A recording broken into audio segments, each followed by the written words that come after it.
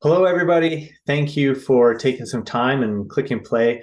My name is Jesse Hill. I'm the owner and president at Tier 3 IT Solutions, and I'm joined today by Aaron Poberan. He is one of our support specialists. And today we're going to be talking about some of the social engineering principles, some of the methods that attackers are using to try to get into your technology. The reason Aaron is here is, truthfully, he actually created a bunch of this content, and it comes from experiences that we've had, that we've seen these types of methods deployed against our clients. So, Aaron, first of all, thanks for putting all this together. Can't wait to dig into this a little bit more. For sure. So, with that in mind, I'm going to just throw it over to you. Tell me a little bit about the types of, I guess, social engineering attacks or methods that people are using. And this is actually also tying in with our agenda for today. Awesome. There's about 7 distinct different types of attacks with social engineering, and we'll go through all these one by one a little bit more in depth, but it's anything from using authority to urgency, building trust, and using tactics like intimidation and scarcity. These may happen all at the same time. They may happen individually, and some people may be affected by this more than others. It all depends on gauging the person's reactions and how far they may take these principles, or how far that they may act upon them. Yeah. And the reason that we're talking about it is because, I mean, information security and network security is, a critical part of what we think about every single day. And we have a lot of tools and methods and processes that are designed to increase the security level of our clients' networks. And the attackers, the hackers, the malicious, people out in the world have figured out that the weakest point in most companies' IT security is their people. The analogy that I use is like, you could have a really secure building, that everybody needs to sign in when they get in, and a thumbprint to open a door, and you've got cameras and alarm systems and all these types of things. Well, if somebody goes out the back door to, have a smoke or, carry a box in, and they prop that door open, your security has been compromised. And so that's why we think it's really important for everybody to be aware that you as an individual are a target for cyber attackers. So let's dig into the first item that we have on our list here, which Aaron alluded to, which is called authority. So maybe just at a quick glance, Aaron, how do you define authority in terms of social engineering? Authority is an effective social engineering technique because it leverages the trust that we have in authority figures. So this is anything to do with trust and compliance when we receive a request from a supervisor or a boss. It also puts on a little bit of a pressure on a user when you do get a certain request from a supervisor or a boss, because there's a level of urgency that comes in with those types of requests that come in. And we see this a lot where, people will get an email or a text message that has been designed to look like it's coming from someone in an authority position. And so, some of the points that we have here is that they'll use the research, the information that's available, online nowadays. A lot of your businesses, if you were to go and research them, through LinkedIn, through your web page, through, the news, you can probably figure out, who's in those positions of authority. Sometimes you'll know who they do business with, what kinds of projects they work on. So when we think about authority, think about how much of your company's information is available online through LinkedIn, through your web page, through newspaper articles. If somebody wants to make it appear to somebody within that business that they have the authority to make a request for access or information or funds, that information is available. And the people, the attackers, the social engineering malicious actors that are trying to take advantage of your business, they've realized that doing that research pays big dividends. It means that they can often demand larger sums of money or steal larger sums of money from your business. So they'll use this, they'll pretend to be somebody in a position of authority to make it appear that their request is urgent, that it's something that needs to be complied with. So let's maybe talk about a quick little role play scenario. Aaron, do you just want to set the table on this one? Sure. The scenario here is Tom works for a large company and Alex, which is the attacker in this case, is looking to gain unauthorized access to Tom's computer. And this is a common scenario. And when we go through this one, you'll notice that it's done over the phone. People might think that a cyber attack is always going to come through your computers, but the idea, the concept of social engineering is that they are looking to manipulate the people within your business. The best way to do that is to connect with those people. So it starts off, Alex calls in, Tom answers. Hey, Tom, this is Alex from IT support. We're doing some routine security checks on employee computers, and I just need you to follow some instructions to make sure that everything on your end is secure. Okay, Alex, sure thing. What do you need me to do? Well, thanks for taking the time, first of all. All I need you to do is follow a link. You're going to download a file from our server, and I'll give you the URL. Once you've downloaded this file, you're just going to click on it and run it. So it's companysite.xyz/secure update. The file there is called security patch 2023.exe. To some of you watching or listening, participating in this, it might seem obvious that Tom would want to ask some more questions. We're here to tell you that frequently Tom doesn't. They will take that authority and they will follow those instructions without really thinking through what might happen. So Tom could have asked some questions like, sorry, Alex, what company are you calling from? Is there any other information that's available on this initiative? Let me go and talk to my manager. Let me call you back, at our defined IT phone number, not the number that, Alex is going to give Tom. So by pretending to be someone in authority, Alex is able to coerce someone like Tom into gaining access to their systems. Anything else you want to share on this one, Aaron? Yeah, these ones, there's different levels on how things like this goes through. And a lot of the days, which we'll get into a little bit later, but with the authority thing, we take it for granted where we hear a company name being thrown out or a name being thrown out that we recall, and it shuts down that part of the brain and gets the task to go through because we're already bogged down with the stuff that we're doing throughout the day, stresses in the morning, and it's just one thing that triggers, oh, this is person from the IT company. Okay, I'll just do what needs to be done on the phone. When a request like this looks a little bit bizarre because when you further look into it, there's some strange, requests that are going on in this specific case. So a lot of the time, and for the other principles coming up, taking a step back, focusing and realizing what is going on here and just doing another double take before proceeding with the request. We're recording this session in October of 2023, and just recently, MGM hotels and casinos in Las Vegas suffered a pretty significant cybersecurity incident.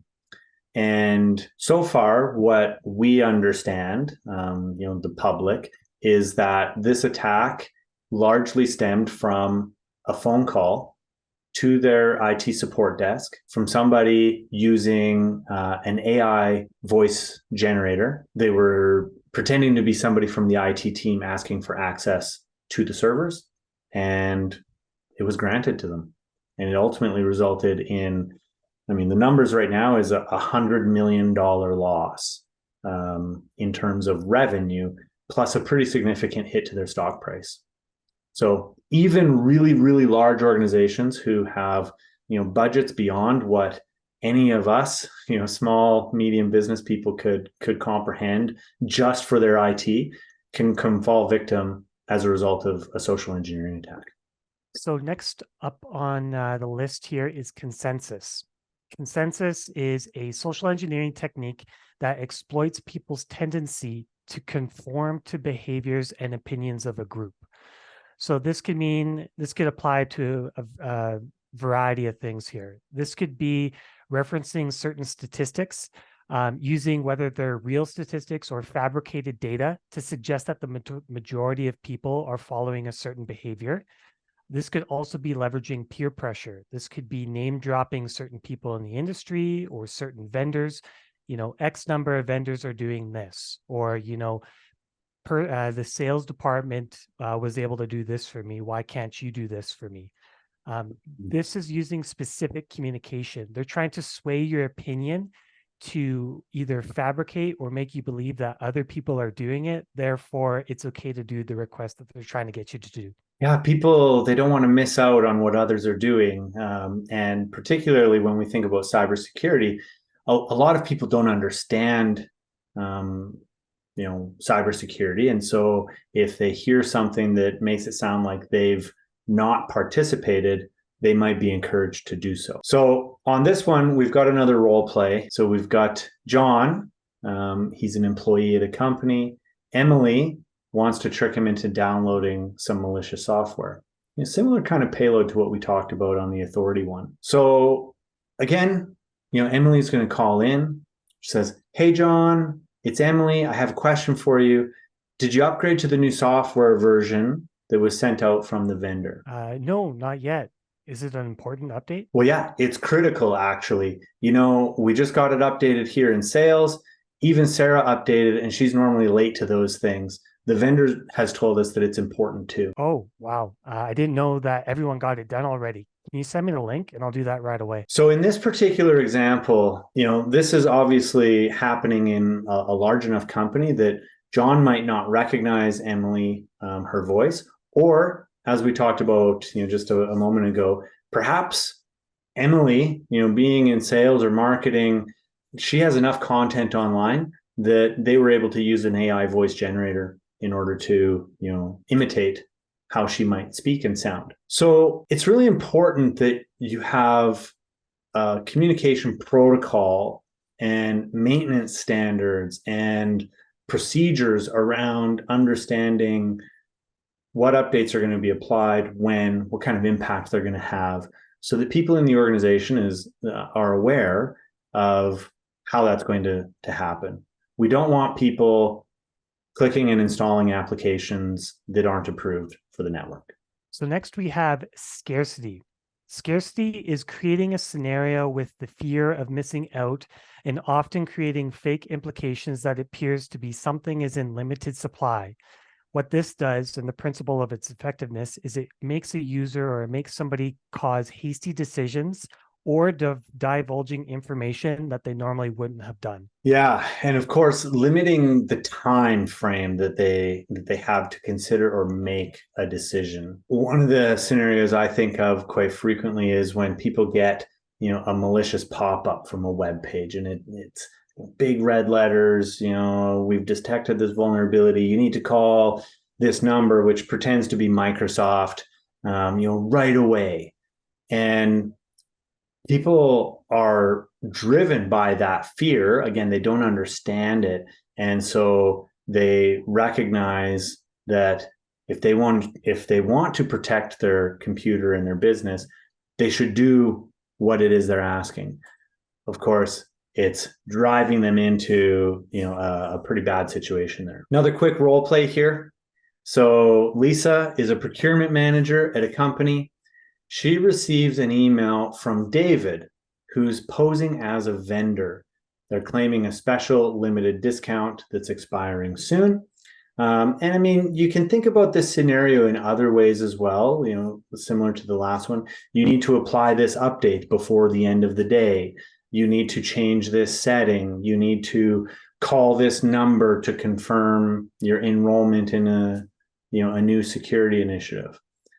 Anytime there's that scarcity, they're trying to coerce you into doing something you otherwise might spend more time thinking about.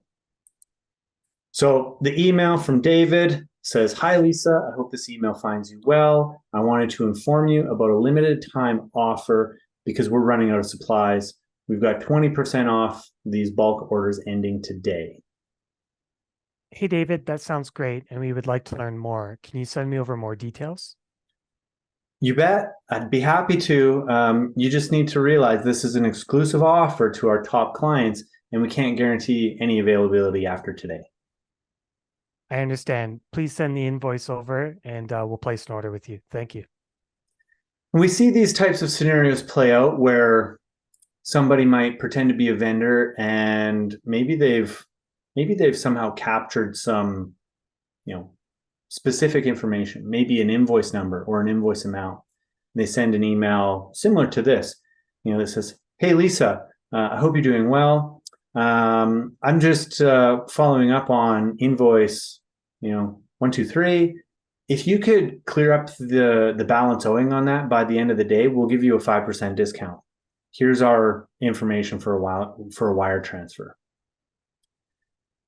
And you'd be amazed how enticing that is for some businesses, and they will jump through those hoops because they think that opportunity is going to be missed. As an end user, we again just need to be aware that when you're being rushed, if you haven't had time to verify, through other means that the request is legitimate, it's oftentimes better to slow down and check before going ahead with it. Next, we have intimidation. Intimidation relies on creating fear, threats, and a sense of danger to an individual in order to comply with an attacker's demand or request with the goal to make the target feel vulnerable or scared into pressuring them to take an action. So some of the examples we have on here would be coercion, somebody posing as, a law enforcement officer.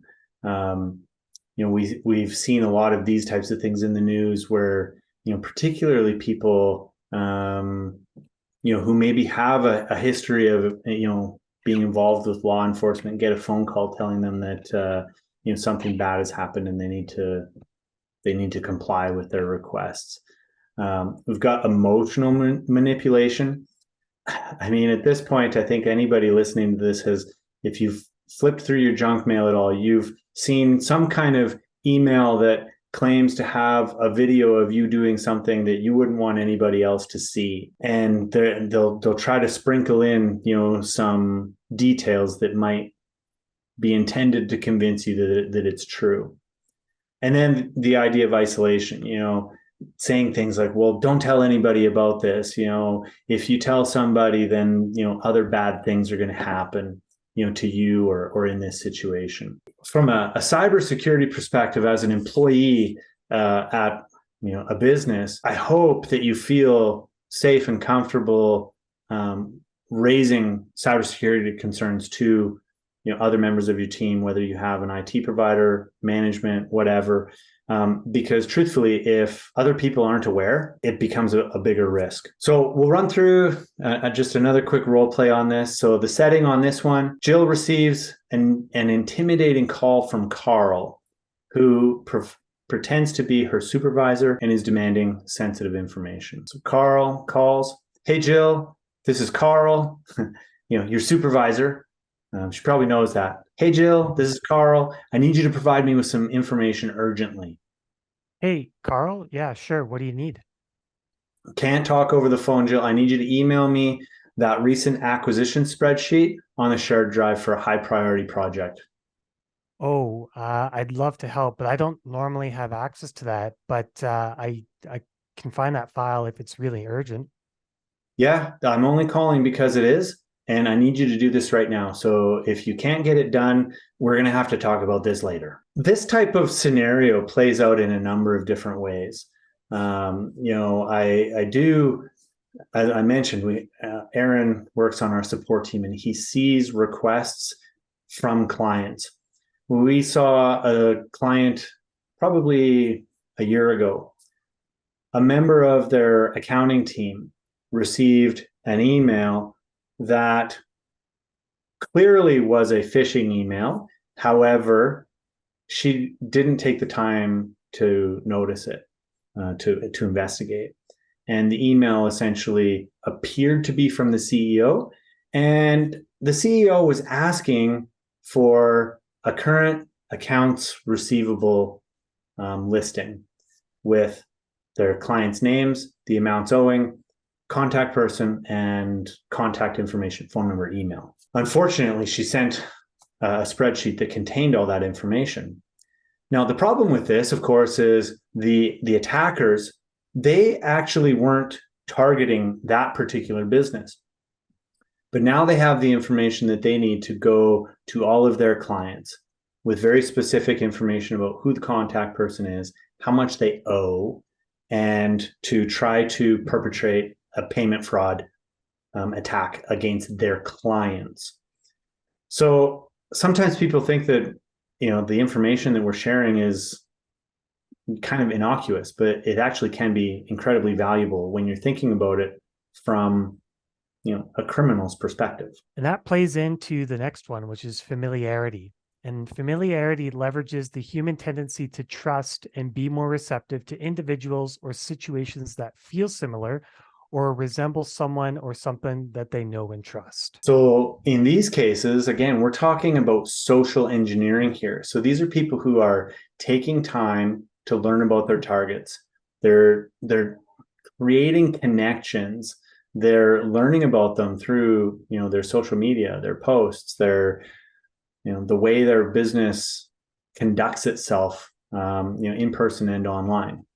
And so in the familiarity role, we've got a scenario very quick here where Mike, who's an existing employee at a company, receives an email from Jeff claiming to be a new team member. So Jeff sends an email, says, "Hey, my name is Jeff. I'm so excited to be joining your team next week as the new marketing associate. I've heard great things, wanted to reach out and introduce myself."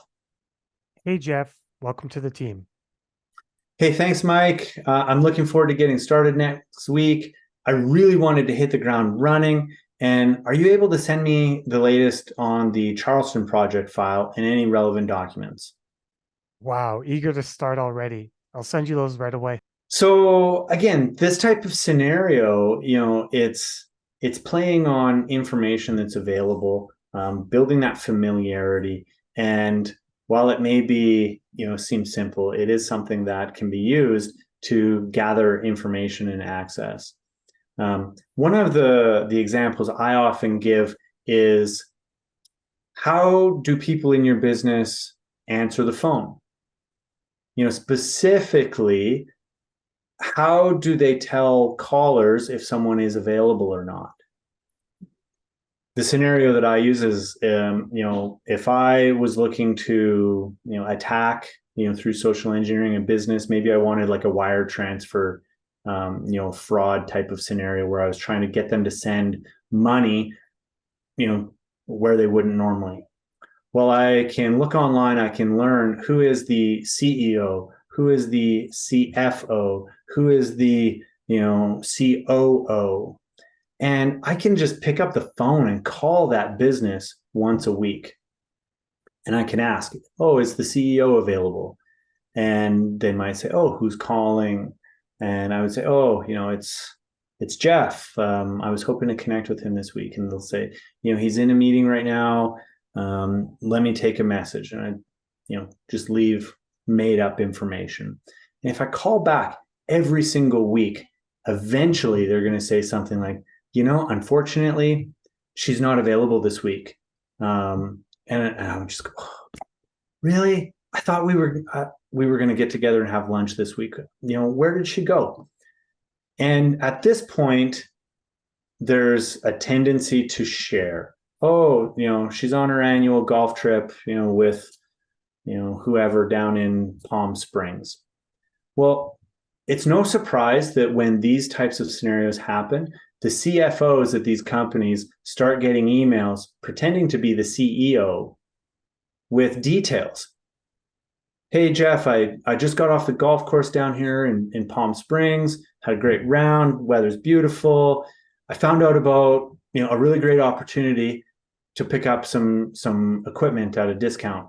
Can you wire X amount of money over to this account. So by spending a little bit of time building that familiarity, these attackers are able to be much more targeted and effective in infiltrating and extracting from your business. And that familiarity builds what we have on our next principle here, which is trust. This technique relies on building a false sense of trust and creating somebody who appears to be reliable, credible, legitimate, and often by impersonating somebody else. So the impersonation component, we get asked this a lot. How could that person send an email and make it look like it was me? Unfortunately, sending an email is kind of like sending a letter. I can write a return address on any envelope and make it look like I'm somebody else. The same thing is true for email. So what they're going to do is they're going to try to make it appear that there's someone else. They're going to try to build rapport. They're going to focus on a specific time, similar to our last example, where they want to make sure that we're using some of the components previously: urgency, coercion, all those types of things. So in our trust role play, Laura receives a text message from Arnold pretending to be a friend in a bad situation. So Chris sends the text message, pretend Chris, hey, Laura, it's me, Chris. I'm in a tight spot right now and I really need your help. Chris, what happened? Are you okay? Can I do anything? The reply again, hey, I got into a car accident earlier. My insurance isn't covering all the expenses. I need to pay $500 to the tow truck driver and I'm short. Is there any way you can help? That's terrible. Of course. How do you want me to send the funds? If you're aware of the types of attacks that people fall for, we often hear things like, send me prepaid Visa gift cards, e-transfer it to this account. And in this case, what they're doing is they're really playing off that emotional component as well, building trust so that they can hopefully find somebody that's going to fall for this, scam. And lastly, we have urgency. This plays on the scarcity technique. This technique is creating a situation with time implications that once again causes an individual to feel compelled to act quickly and without much deliberation. So, they're playing against deadlines. They're implying that there's consequences if you don't get it done fast enough. They're applying pressure, against you, reminding you of the impacts of, not, following their instructions. So we see this a lot in, personal scams where somebody receives a phone call from somebody who's, pretending to be a bank official, claiming that there's an urgent issue with their account. So in this case, Rachel receives a call from Andy. Andy calls, says, hi, this is Andy from the bank. We detected some unusual activity on your account and we need cooperation to secure your funds now before something bad happens to them. Oh no, please tell me what I can do. Well, like I said, I'm from the security team, and so I'm calling to help you lock this thing down. What we need to do first is just verify your identity to make sure that the attackers aren't getting more access than they should. So can you share with me your SIN, your account number, and your mother's maiden name? We need to take care of this right away. Of course. Yeah, let me get the information you requested here. Just please don't let anything happen to my account. So as a user, we just always need to be aware that any reputable company, service provider, whether it's a bank, your IT company, their contact information is readily available online. Always say, thanks for letting me know. I'm just in the middle of something right now. I'll call you right back. Go to a public source of information to confirm their contact information.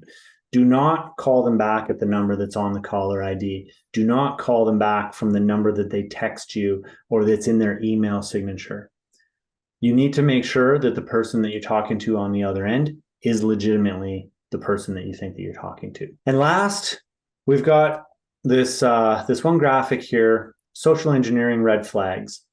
And there's a lot going on in here. The reason that we're focusing specifically on email is because a lot of attempts and attacks start in an email. So, Aaron, first of all, when you look at this particular slide, if you were going to focus on, one or two things to start with, what would be the first things that you look at? So the best indicator, and it may not always be the most valid, but is to look to actually see where the email is coming from. A lot of the times the sender can spoof the name that it's coming from, but when you actually look and reveal the email, you'll see that it's clearly not from a domain or a company that you recognize. Yeah, and people are very creative in how they mask their email address. So, a simple thing you can do, Aaron's talking about, is spoofing your email, which means it appears that it's coming from a different address than it actually is. So when you click reply, if the email that it's replying to is different than the email that it was sent from, that's a good indication. They'll also do creative things like actually registering lookalike domains. So if your company name has, an L in it, as an example, well, they might register that domain and replace the L with an I. And at first glance, an L and an I look very similar. Or maybe you have two L's together and they register it with one L. Or maybe they replace an A with an E. So you really have to be vigilant about looking at that email address. So a next couple good indications here in this example, you can see that there's a attachment on this email and a URL provided. Attachments aren't necessarily always a bad thing. You could be expecting a PDF or a Word document, but a lot of the time, especially the poorly crafted phishing emails, you'll see strange documents that have weird extensions, a .htm or a .wave or something that just doesn't look right.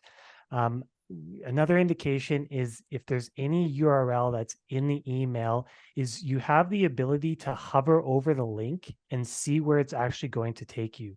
Because a lot of the time in this example, you can see that it's Bank of America. But if you were to take your mouse and hover over it, you could see clearly that you're going to be going to a completely different place. And this ties in with just so many other principles about IT security. Specifically, one recommendation that we make to everybody is to use a password manager. And one of the often overlooked benefits of a password manager is that if I happen to click on a link that says it's taking me to, Bank of America, I mean, in this case, we don't bank there, but if I did and I clicked on it and it went to a site that looked like Bank of America, but was not Bank of America, my password manager would recognize that that URL is different and it would not give me the option to inject my password into it. So it's just one more benefit of using a password manager. And to Aaron's point, hover over any of those links, make sure you have a viable reason that you trust it. Double check with the person who sent it, through a different mechanism than how they sent it. And be really careful about those attachments that you open up, because again, the reason that they use attachments is that they can embed other information and malicious payloads within them. And lastly, just assessing the content of what's actually sent. A lot of the times, we may look at the email and it looks familiar, so we skip that step of checking it, and now we're looking at the subject, or now we're looking at the body of the email. A lot of times we can find spelling mistakes, we can find context that doesn't match where it's coming from. All those indicators should be a red flag immediately. Now, people are prone to having spelling mistakes in their email. That's understandable. But when you have words and grammar that doesn't seem right, especially where it's coming from an organization, or a subject that looks a little off, and then even the reason for the email. Yeah. I gave the example earlier of the accounts receivable file. One of the things that stood out was that the fake CEO that was sending these emails, was signing off every email with many thanks. That is not a normal sign off for that particular person. And so recognizing who you're communicating with and how they communicate can go a long ways to helping you avoid, going down the path of opening a malicious link or an email. All right. Well, thanks, Aaron, for all the insight and your time on this. Really appreciate it. I hope it was helpful and valuable to all of you. And if you have any feedback or questions, please feel free to reach out. And we will be putting together more content that you can watch very soon. So thanks and have a great day. Thanks, everybody.